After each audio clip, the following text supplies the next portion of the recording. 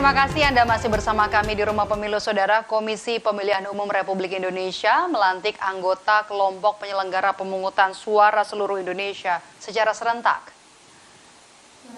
Total ada 5.741.127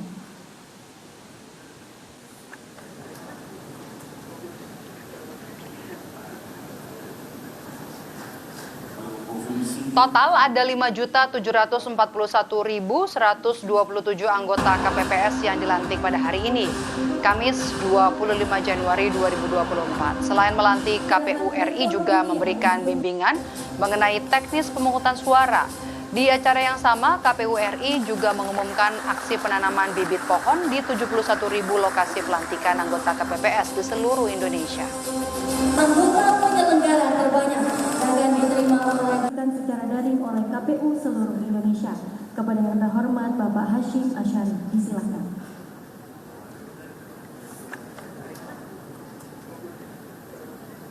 Kesempatan ini juga dilanjutkan dengan bimbingan teknis pelatihan untuk anggota KPPS.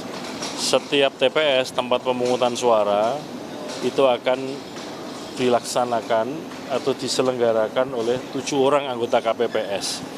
Nah, untuk pemilu 2024, 7 orang anggota KPPS ini dilatih semua. Ini yang berbeda dengan pemilu-pemilu atau pilkada sebelumnya yang dilatih atau diikutsertakan dalam bimbingan teknis hanya 1 orang. Mengapa 7 orang ini kemudian dilatih semua? Tentu tujuan utamanya adalah untuk meningkatkan kualitas layanan kepada pemilih dalam menggunakan hak pilihnya di TPS. Usai melakukan pelantikan anggota KPPS, KPU Sitaro melaksanakan penanaman pohon. Penanaman ini sebagai bentuk kepedulian KPU melestarikan dan menjaga keseimbangan alam.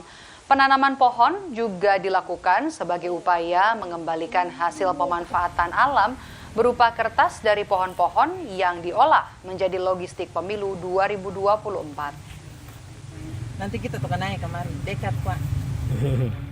Foto bersama. Ini dilakukan penanaman pohon serentak se-Indonesia.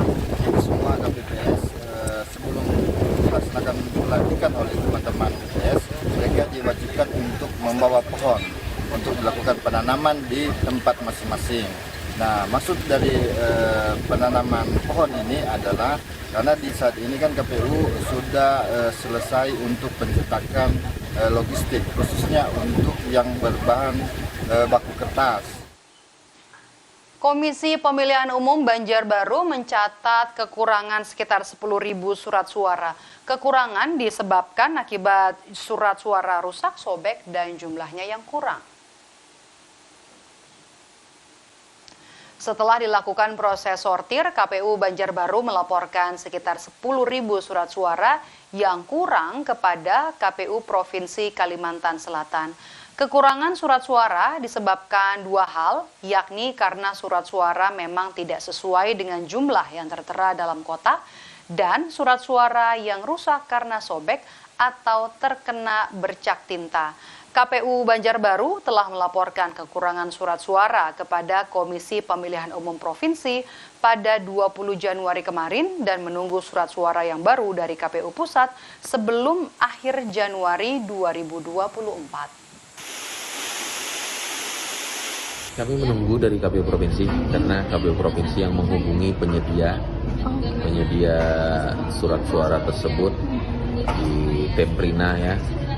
Mereka yang menghubungi ya arahan dari KPU RI kan tanggal 31 itu semua packing sudah harus selesai. Artinya sebelum tanggal 31 tentunya surat suara harusnya sudah datang.